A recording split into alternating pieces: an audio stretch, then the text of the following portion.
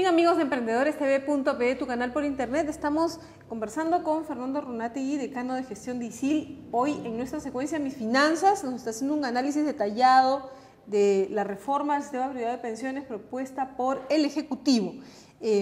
La rentabilidad, señor Runategui, es otro tema. Correcto. Además de la cobertura que le hemos conversado en extenso, que estaba algo paralizada, Sí, pues. También es una preocupación de la reforma generar incentivos para que las AFPs busquen rentabilidad. ¿De qué manera? ¿Cómo Todos así? nuestros televidentes saben que el aporte a las AFPs está en función al sueldo que uno recibe.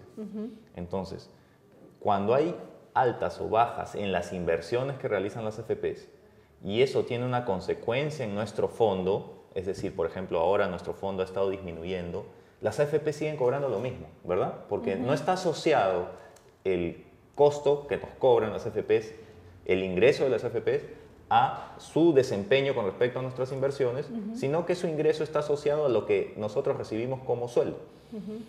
Lo que busca la reforma es generar incentivos, es decir, por ejemplo, lo que dice es que las comisiones van a estar en función al fondo administrado y eventualmente un mecanismo que asocie la rentabilidad que se va logrando al fondo. Es decir, si el fondo crece, entonces Pago más. al estar asociada la comisión al fondo, termino pagando más, pero es siempre que el fondo crezca.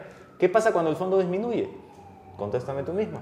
No debería pagar, ¿no? Debería disminuir, ¿no es cierto? Porque si yo Algunos tenía... dicen, no debería pagar. Si yo tengo 100 y pago 1% de 100, bueno, si mi fondo crece a 200, bueno, voy a pagar 1% de 200, ok. Pero si disminuye, debería disminuir también. Pago 1% de 50. Entonces los ingresos de la AFP van a estar asociados al tamaño del fondo, ¿sí? Pero si la rentabilidad es negativa. Si la rentabilidad es negativa, significa que el fondo se ha reducido. Como la comisión se Ahí calcula habría, sobre el fondo... algunos decían, pero no debería haber premio a eso, ¿no? Se paga, pero se paga menos. O sea, Ese es un disminuye. castigo para Lo que ellos. ahora no sucede, Clorinda, porque Todos ahora pagamos igual. todos pagamos igual. Baja o sube el fondo y tú sigues pagándole a la AFP en promedio alrededor de 1.89% de tu sueldo. Sí. Tu sueldo no fluctúa. Una pregunta, ¿y debería ese esquema hacerse para el nuevo fondo, para el nuevo aporte que efectuemos a partir del momento en que se implemente esta reforma que calculan que va a ser año y medio? Sí, o sea, porque tampoco va a ser dicen, inmediato. Porque algunos dicen que en realidad nos van a cobrar doble. El doble, en realidad, lo que sucede Porque ya es nos que, cobraron, ya nos correcto, han pero estado, lo que sucede es que el efecto de la comisión no es cancelatorio, es decir, el fondo se administra constantemente. ¿Qué significa administrar? A ver, las AFPs toman el dinero que uno se le descuenta de su sueldo, forman un fondo y ese fondo lo tienen que invertir, pero no es que lo invierten una vez y lo dejan ahí. En ese caso sí me estarían cobrando doble, porque se supone que ya hicieron su trabajo, ya lo invirtieron y se quedó ahí. No, constantemente, diariamente, las AFPs tienen que administrar el fondo buscando las mejores opciones, claro, las más rentables. Ese trabajo es constante, no termina, hasta que finalmente te jubilas y tu fondo pasa a un sistema de seguros privado que es el que te paga la pensión vitalicia, por ejemplo, ya no la AFP. Pero la AFP administra constantemente el fondo, es decir, lo mueve. De hecho, una de las críticas al proyecto es que no toca los esquemas que tiene la SBS en cuanto a las restricciones, los topes que tienen los límites de inversión. Las empresas de AFPs, las administradoras privadas de fondos de pensiones, para colocar el dinero. O sea, tienen tantas restricciones, dicen los de las AFPs, que al final todos terminan invirtiendo en casi los mismos instrumentos y ofreciendo la misma rentabilidad. Entonces el efecto de competir entre ellos por una rentabilidad mejor está limitado porque no tienen los instrumentos disponibles, porque solo son autorizados en algunos instrumentos, uno. Dos, tienen una serie de topes que diariamente tienen que cumplir. Y tres, el BCR no les aumenta el margen operativo para invertir en el exterior, porque el margen legal sí está en 50%, pero el margen operativo, que es el que lo autoriza el BCR, no se está fijando porque, según el doctor Velarde, no tiene su directorio completo. Así que ahí hay una tarea para el Congreso urgente que se tiene que resolver, completar el directorio del BCR. Así es. Ahora, ¿qué pasa con el dinero que nos administran? Correcto. ¿No es cierto? ¿Qué opciones nuevas surgen? Okay. Hay un fondo cero, me parece. Sí. Y realmente, cómo está pensada esta reforma de tal manera que esté más diversificada nuestro fondo y menos expuesto al riesgo. A la volatilidad, correcto. Así es. ¿Eso cómo se resuelve? Se ha contemplado en el proyecto la creación de un nuevo fondo. Hasta ahora habían tres. El fondo 1, que es el fondo conservador, sí. El fondo 2, que es el fondo equilibrado, y el fondo 3, que es el fondo de alto rendimiento. O sea, se está creando el fondo 0, el fondo de preservación de capital. El fondo 0 está creado para aquellas personas totalmente aversas al riesgo. No quieren ver que su fondo varíe, quieren que se permanezca estable. Solamente se puede invertir en ese caso en instrumentos de corto plazo, fondos de plazo fijo, bonos. Entonces, las personas que tengan 65 años y sigan en el sistema privado, porque uno puede trabajar hasta los 70, ¿no es cierto? Con acuerdo de su empleador, voluntariamente. O sea, no es que todo el mundo se jubila a los 65, puede todavía estar, si lo deseas, 5 años más. En ese caso, esas personas obligatoriamente pasan al fondo 0.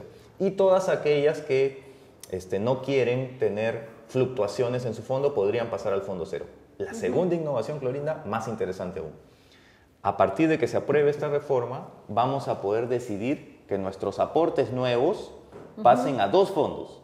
Hasta ahora tú tenías que elegir un fondo, ¿no es cierto? Entonces, era el 1, el 2 o el 3, y con el 0 sería el 1, 2, 3 o el 0. Ahora vas a poder escoger en combinaciones. Quiero en el 0 la mitad de mi pensión, de mi aporte, perdón, y la otra mitad de mi aporte la quiero en el fondo 3. Entonces, hago una mezcla que permite que mi riesgo se administre mejor. ¿Puede ser cualquier mezcla? Puede ser cualquier mezcla entre los fondos existentes. 40-60, 50-50. Hasta donde yo 70, tengo 30. entendido, son combinaciones entre 2 fondos. No he visto que haya una limitación en las combinaciones, pero yo podría elegir 60% en el fondo de alto riesgo para ver si gano algo, pero 40% en el fondo 0 para que esté estable. Eso, por ejemplo, en una cartera de inversiones es aconsejable. No poner todos los huevos en la misma canasta. Entonces aquí se le está permitiendo al pensionista repartir. Yo diría, eso se ha podido hacer antes, ¿no? Bueno. Pero es una buena modificación que trae la reforma. Efectivamente, que se haga de una vez por todas. Entonces resumiendo esto, la rentabilidad de alguna manera, saldo administrado, la posibilidad de crear un cuarto fondo y que podamos diversificar más todavía nuestras inversiones. O sea, van en el sentido correcto, yo creo que van en el sentido correcto. El tema de la subasta de los nuevos afiliados. ¿Qué pasa con los nuevos? Correcto. Lo que establece la reforma es que las empresas van a, entre comillas, hacer concursar a las AFPs para captar a los nuevos empleados. Entonces, la AFP que cobre la menor comisión durante 2 años va a tener como afiliados a esos afiliados que fueron sometidos a concurso, son los nuevos afiliados. Ahora, los antiguos, ¿no es cierto? De repente yo estoy en una AFP, estoy pagando, por decir algo, 1.95% de comisión y veo que los nuevos llegan a su concurso y van a pagar 1.2%. Entonces yo digo, pero sí, ¿por qué van a pagar 1.2? Porque yo 1.9. ¿No me puedo cambiar ahí? Sí se va a poder cambiar. También va a poder cambiar. Así es. Una vez que el concurso está ganado por una AFP, ojo, nueva o de las existentes, porque las AFPs nuevas pueden entrar a los concursos. Y las que están también buscando su autorización, ¿no? O sea, no estén totalmente autorizadas. Yo recuerdo hace algunos años cuando trabajaba en la SBS, el Interbank presentó una propuesta para crear una AFP y circuló en el mercado. Y eso es bueno, que también se autorice a una AFP que todavía no tiene todas las autorizaciones. No. O sea, lo que prevé la reforma es que las nuevas AFPs, cuando tengan la autorización de la SBS, nadie puede entrar al mercado saltándose autorización. Pero van a poder participar en la subasta las nuevas AFPs siempre y cuando estén autorizadas por la SBS. A lo que va esto es a crearles un incentivo. En lugar de captar 1 por 1, ¿no es cierto? Ahora vas a poder entrar a concursos de 200 o 300 trabajadores. Entonces, más rápido vas a poder hacer una masa crítica de aportantes. En ese sentido, la reforma favorece que entren nuevos. Si ahora entraron nuevos sin la reforma, tiene que entrar a pelear 1 por 1 a los afiliados. Con la reforma, entra a los concursos y gana 200, 300, 400, 500. Va haciendo su propio... Y la idea es que las tasas promedio de comisión y de seguro bajen. Entonces, yo creo que a eso no nos debemos oponer. Es un mecanismo positivo. para ser honesto, la única oposición que he escuchado razonable es alguna que dice, oye, pero entonces cuando gane una AFP va a tener que quedar 2 años. Bueno, tiempo, ¿no? El tiempo, dice que limita la libertad de elegir, etc.